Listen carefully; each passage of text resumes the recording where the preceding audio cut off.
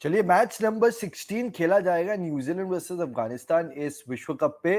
काफी इंपॉर्टेंट एक खेल है, कंसिडरिंग जो अफगानिस्तान ने लास्ट मैच पे की थी, इंग्लैंड को धूल चटा दी थी, इंग्लैंड को हरा दी थी। सो आप एक्सपेक्ट कर सकते हो कि अफगानिस्तान एक अच्छा प्रदर्शन आज डाले, स्पेशली जो कल हुआ था। कल नेदरलैंड्स ने 38 रन से साउथ अफ्रीका को हरा दिया था। पहले तो नमस्कार सभी को, मेरा नाम है शायोन तो शेनगुप्तो और आप लोग देख रहे हो मिड विकेट लाइव। आज काफी कुछ चीजें बातचीत करेंगे हम लोग, बहुत कुछ चीजें बातचीत करेंगे about the pitch, about what are the odds, New Zealand क्या चेंजेस करेगी because of course Kane Williamson उनके पास नहीं है, about Afghanistan. But the news from the centre is कि अफगानिस्तान ने टॉस जीत के गेंदबाजी करने का निर्णय लिया है। एकदम सिंपल डिसीजन, बिकॉज ज्यादा से ज्यादा ब्लैक सॉइल यूज होने वाला है इस पर्टिकुलर पिच पे। ये सेम पिच है जो न्यूजीलैंड वर्सेस बांग्लादेश कुछ ही दिन पहले हम देखे थे, जहां पे न्यूजीलैंड जीत गई थी, एब्सोल्यूट बैटर्स पैराडाइज थी। और ये सेम पिच थी, सेम ट्रैक नहीं थी, डिफरेंट ट्रैक थी ऑफ कोर्स, जो बट सेम ग्राउंड थी, India versus Australia. India versus Australia.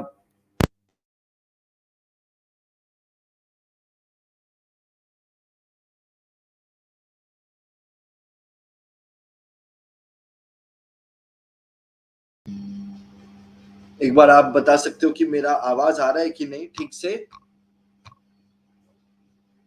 चलो, hoping for the victory of Afghanistan. Afghanistan के काफी सारे फैंस हमारे साथ ज्वाइन कर चुके हैं। Afghanistan will upset New Zealand, sure.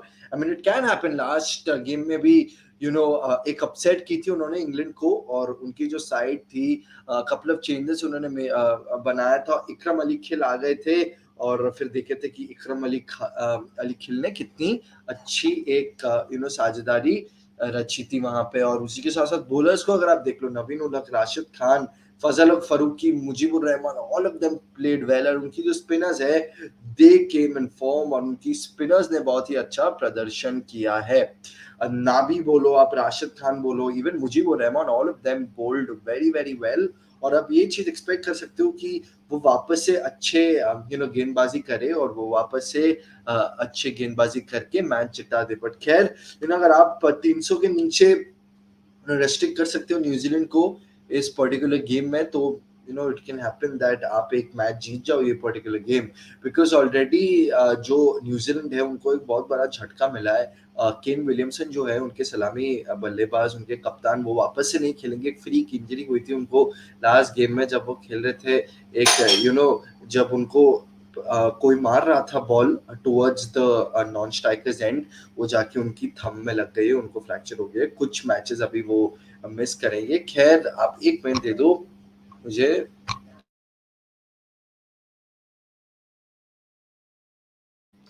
So problem 11 यही है अफगानिस्तान की। आई थिंक सेम 11 ही होगी, कुछ ही देर में रियल 11 जो है वो भी आ जाएगी। बट खैर, एक बार हम न्यूजीलैंड की जो प्रॉब्लम 11 है, एक ही चेंज होगी। Will young will be coming in place of Kane Williamson. Kane Williamson हालांकि ट्रैवल कर रहे हैं टीम के साथ, माहौल जो है अच्छे से सेट करके रख रहे हैं। मानसिकता जो है टीम की, टीम की मानसिकता को ऊपर रख रही है। और आप देख सकते हो कि he will be playing a big role. Will young ने सेकंड मैच पे 70 रन भी उन्होंने स्कोर किया था। एक second.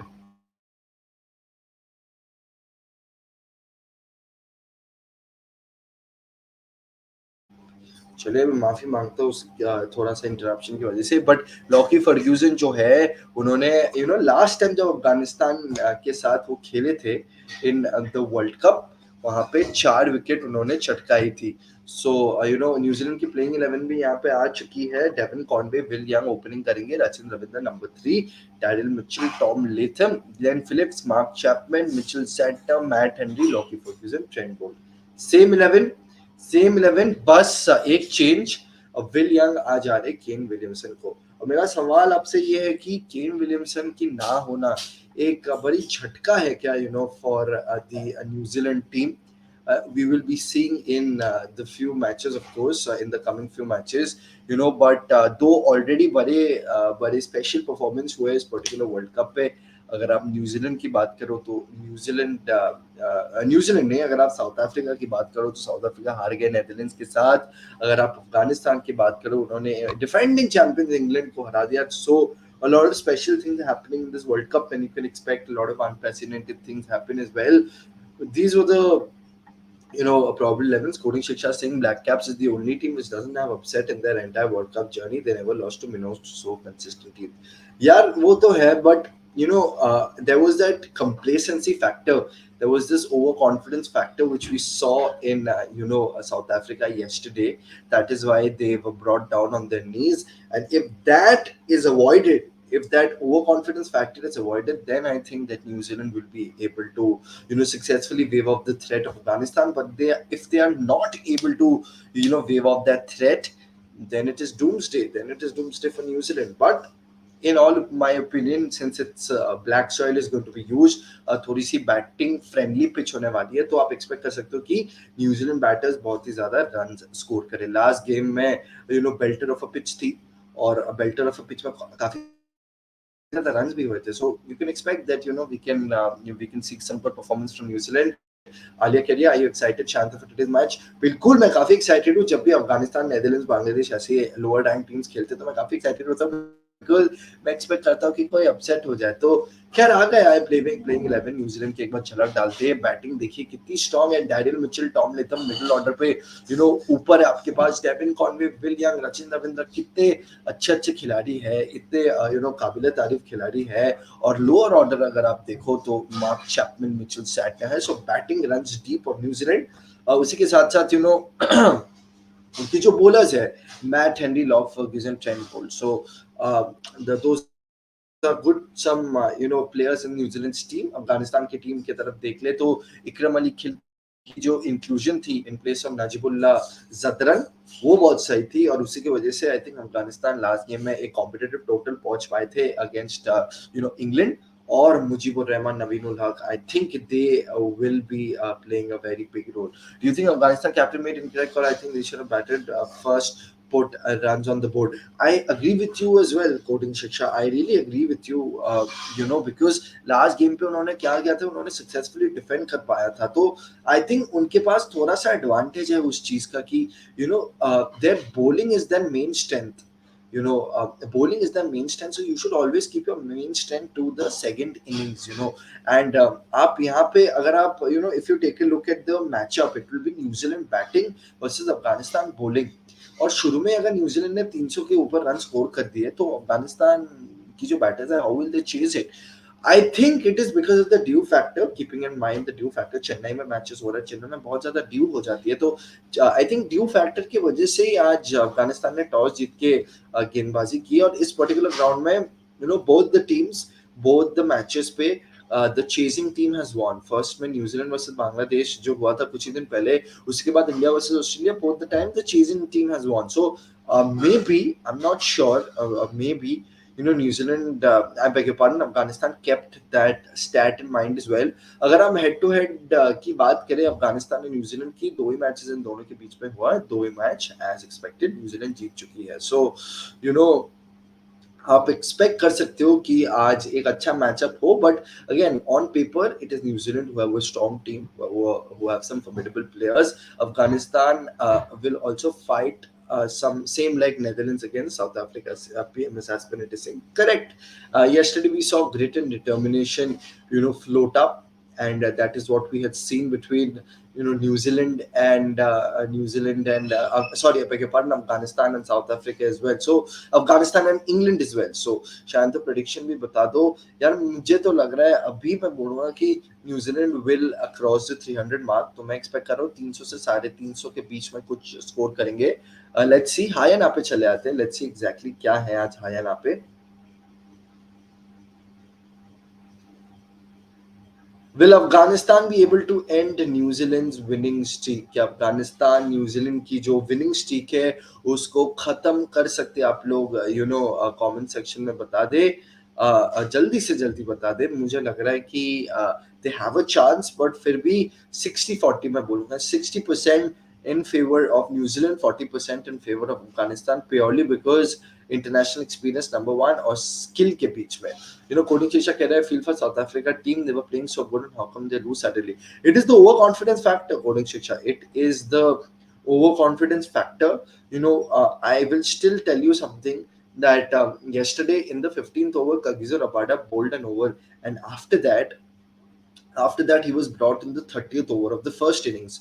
So in a 43 over game, you're keeping Kagiso Rabada, who's your main bowler, only for the death over. So you cannot expect something like that. You don't expect over complacency from someone like South Africa. So I think it's the over complacency factor, number one. And number two, New Zealand when they were playing, Netherlands when they were playing, they didn't have any pressure on them. And when you're playing, when you're playing without any pressure, you are able to give your best performance. जब आपके ऊपर कोई दबाव नहीं रहता ना, तो आप बेस्ट प्रदर्शन कर सकते हो. तो वही चीज हम लोगों को देखने को मिला, और नेदरलैंड्स एज ए यूनिट खेली है.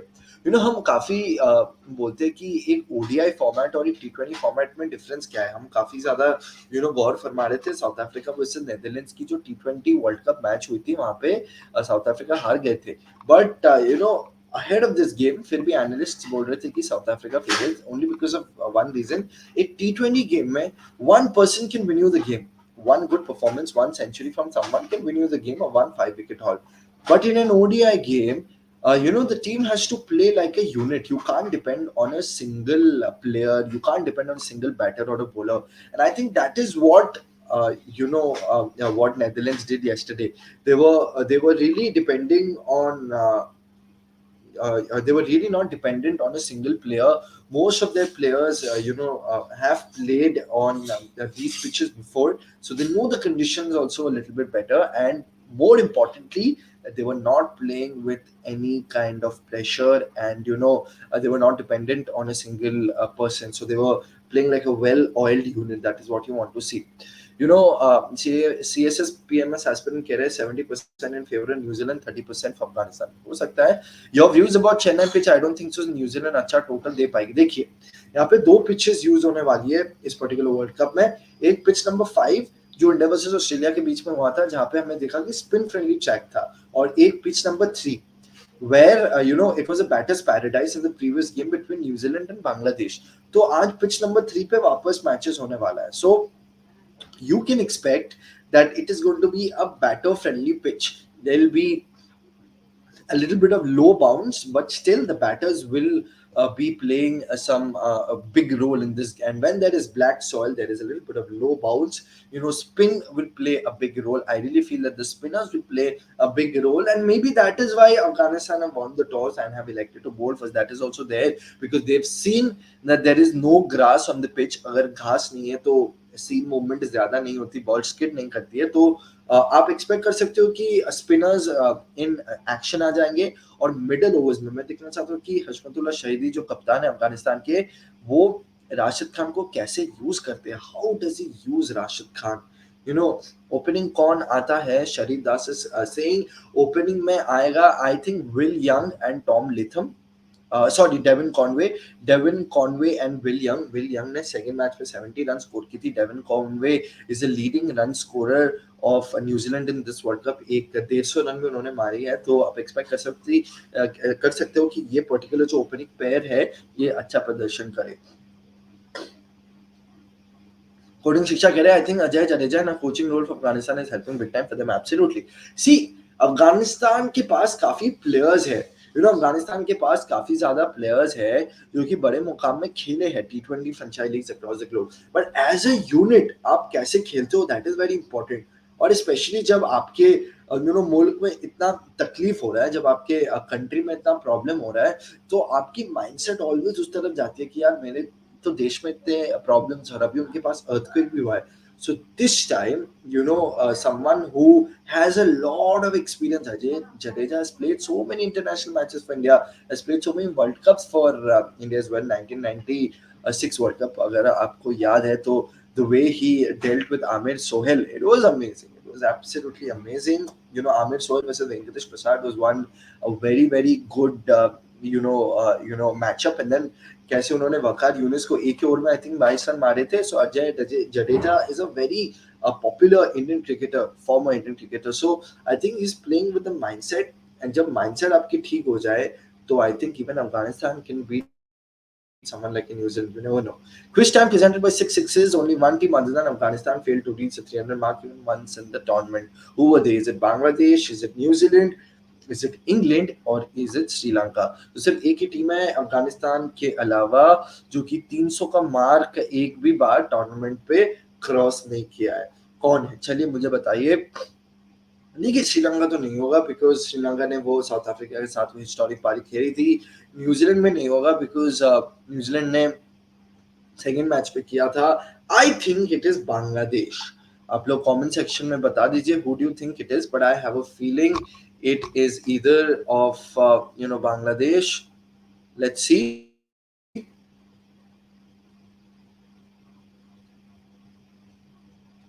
आप राइट आंसर पे गौर फरमाइए। What is the right answer?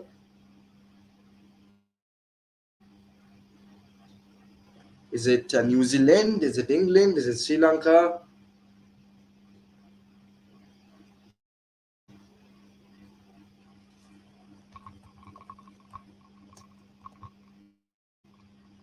ये 2023 वर्ल्ड कप से रिलेशन नहीं है। हमें बोल रहे हैं राजेंद्र जी। This is 2019 World Cup. Okay, this is 2019 World Cup. Interesting. 2019 World Cup में which team didn't cross the 300 mark? I think it's going to be New Zealand. If it is 2019 World Cup, then it should be New Zealand. तो अब आप right answer पे lock कर दीजिए। Let's see what is the right answer. Is it Bangladesh, New Zealand? I think it's New Zealand. Let's see what is the right answer. A या B में से कुछ तो होगा and it is B. So एक जो मेरे पास सवाल था ए होगा कि B it is New Zealand.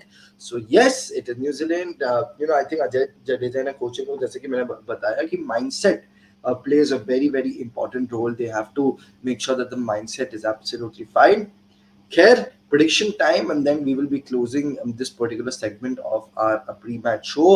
Prediction, I feel that 300 runs score करने वाली है New Zealand. The likes of Devin Conway, Will Young, Rachin Ravindra score करेंगे अच्छे से.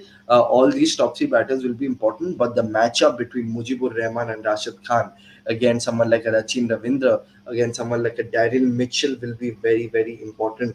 मैं आपको कुछ आंकड़े बता देता हूँ, कुछ स्टैट्स बता देता हूँ. ऑफ कोर्स अगर आप डेविन कॉनवे की बात करो तो 3 गेम में 229 रन उन्होंने स्कोर किया है.